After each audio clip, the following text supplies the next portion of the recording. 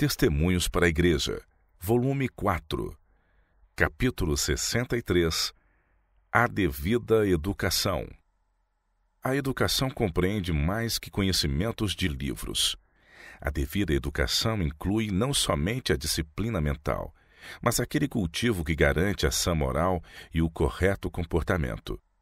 Temos receado muito que os que recebem os estudantes em suas casas não compreendam sua responsabilidade e deixem de exercer uma boa influência sobre esses jovens. Assim deixarão os estudantes de receber todos os benefícios que poderiam receber no colégio. Com frequência faz-se a pergunta: sou eu guardador do meu irmão? Que cuidados, que fardo ou responsabilidade devo sentir pelos estudantes que ocupam aposentos em minha casa? Eu respondo: o mesmo interesse que tem por seus filhos. Cristo diz: amai-vos uns aos outros, assim como eu vos amei. A alma dos jovens que são colocados sob seu teto é tão preciosa aos olhos do Senhor como a alma de seus próprios queridos filhos. Quando rapazes e moças são separados das brandas e subjugantes influências do círculo do lar, é dever dos que os têm sob seus cuidados criar para eles influências de família. Estariam, assim, suprindo uma grande falta e fazendo para Deus uma obra igual à do pastor em seu púlpito.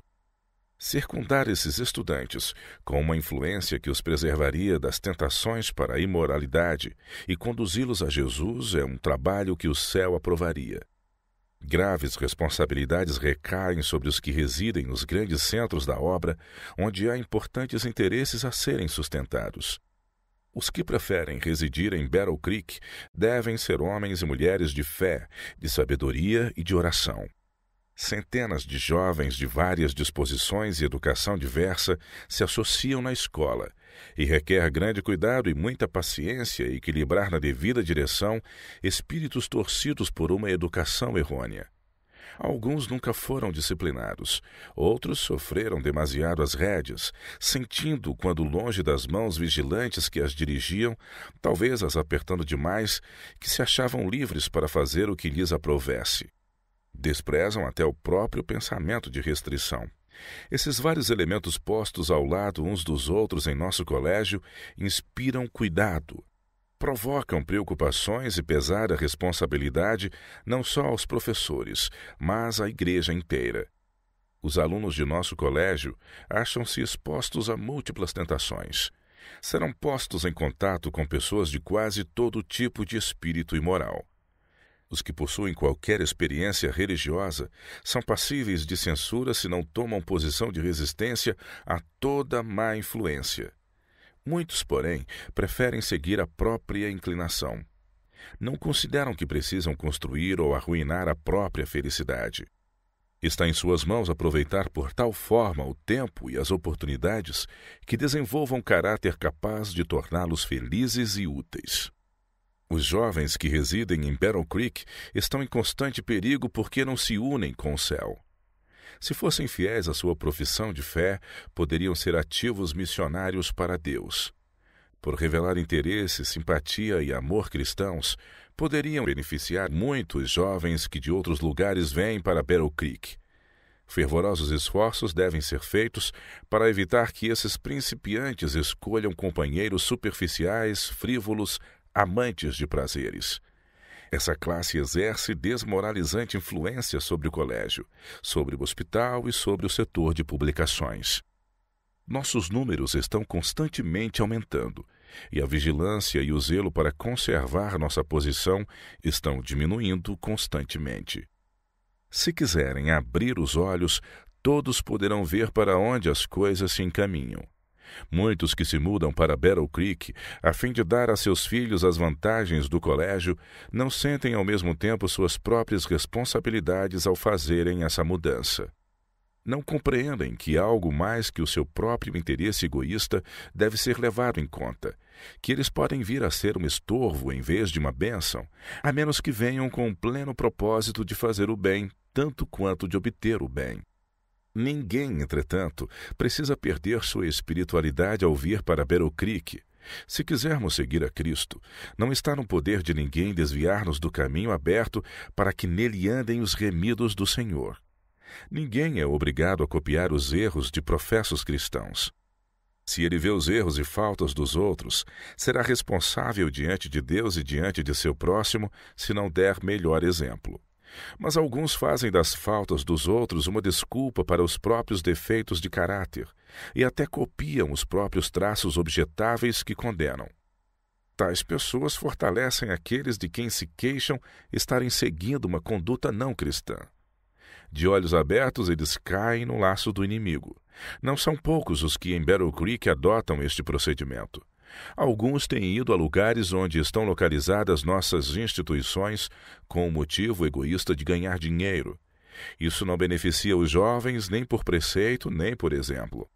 São grandemente aumentados os perigos da juventude ao serem os jovens lançados na companhia de grande número dos de sua idade, diferentes em caráter e hábitos de vida. Sob tais circunstâncias, muitos pais se inclinam mais a afrouxar do que a redobrar seus esforços para proteger e controlar os filhos. Lançam, assim, tremenda carga sobre os que sentem a responsabilidade.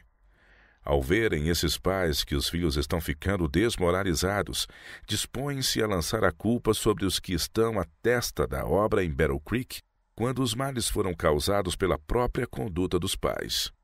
Em vez de se unirem aos que assumem as responsabilidades para erguer as normas morais e trabalhando com a mente e o coração no temor de Deus, corrigirem o mal nos próprios filhos, muitos pais tranquilizam a consciência dizendo: meus filhos não são piores do que outros.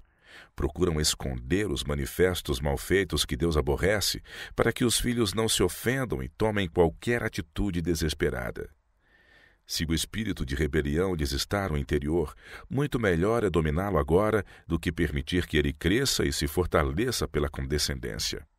Se os pais cumprissem seu dever, veríamos diferente estado de coisas.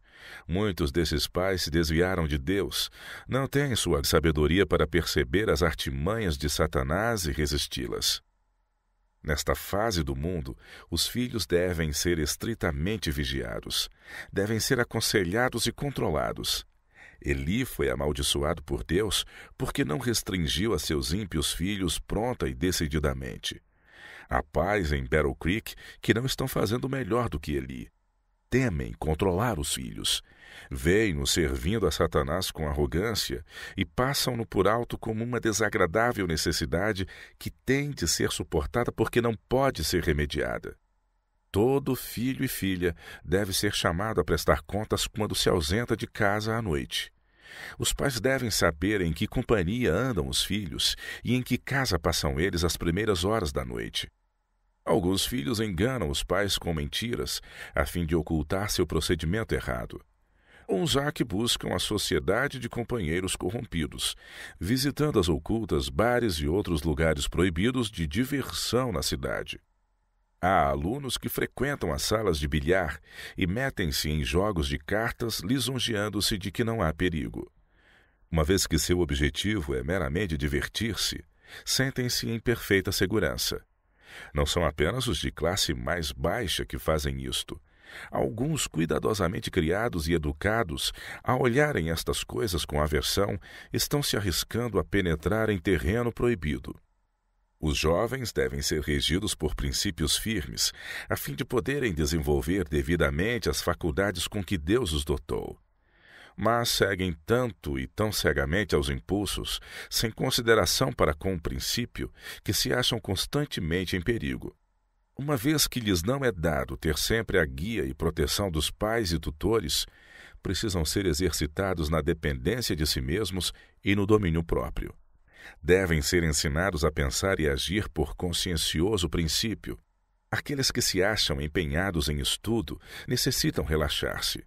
A mente não deve estar constantemente entregue à meditação profunda, pois o delicado mecanismo mental se desgasta.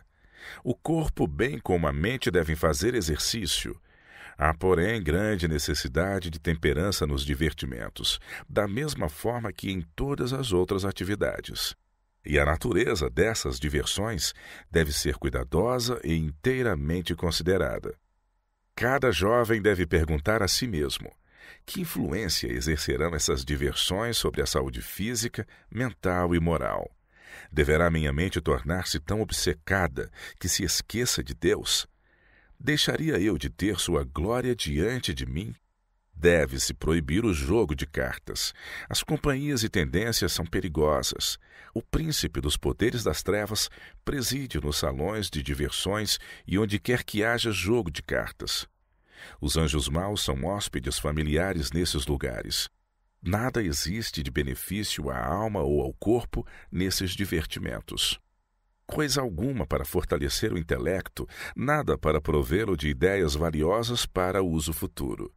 A conversa gira em torno de assuntos triviais e degradantes. Ouve-se aí gracejo indecente, palavreado baixo e vil, que diminui e destrói a verdadeira dignidade varonil. Essas diversões são as mais nécias, inúteis, prejudiciais e perigosas atividades que os jovens podem praticar. Aqueles que se dão ao jogo de cartas se tornam grandemente agitados e logo perdem todo o gosto pelas ocupações úteis e elevadas. A perícia no manuseio das cartas conduzirá logo ao desejo de empregar esse conhecimento e tato em proveito próprio. É apostada uma pequena soma e em seguida uma maior até que se adquire uma sede de jogar que leva à ruína certa. Há quantos não têm essa diversão perniciosa levado a toda sorte de práticas pecaminosas, à miséria, à prisão, ao assassínio e à morte. E muitos pais ainda não veem o terrível abismo de ruína que está aberto aos nossos jovens. Entre as casas de diversões, a mais perigosa é o teatro. Em lugar de ser uma escola de moralidade e virtude, como costuma ser chamada, é ele justamente o viveiro da imoralidade. Hábitos viciosos e tendências pecaminosas são fortalecidos e confirmados por esses entretenimentos. As cantigas baixas, os gestos, expressões e atitudes indecentes corrompem a imaginação e rebaixam a moral. Todo jovem que assiste habitualmente a tais exibições será corrompido em princípio. Não existe em nosso país influência mais poderosa para corromper a imaginação, para destruir as impressões religiosas e enfraquecer o gosto pelos prazeres tranquilos e as sóbrias realidades da vida do que as diversões teatrais. O gosto por essas cenas aumenta com cada transigência, assim como o desejo para com as bebidas intoxicantes se fortalece com seu uso. O único caminho seguro é evitar o teatro, o circo e todos os outros lugares de diversões duvidosos. Há modalidades de recreação grandemente benéficas, tanto para a mente como para o corpo. A mente esclarecida e perspicaz encontrará abundantes meios de entretenimentos e diversão nas fontes não só inocentes, mas instrutivas. A recreação ao ar livre e a contemplação das obras de Deus na natureza serão do mais elevado benefício. O grande Deus, cuja glória brilha desde o céu e cuja divina mão sustenta milhões de mundos, é nosso Pai. Basta-nos somente amá-lo, confiar nele em fé e segurança como crianças, e ele nos aceitará como seus filhos e filhas, e seremos herdeiros de toda a inexprimível glória do mundo eterno. A todos os mansos ele guiará em juízo, ensinar-lhes-á o seu caminho.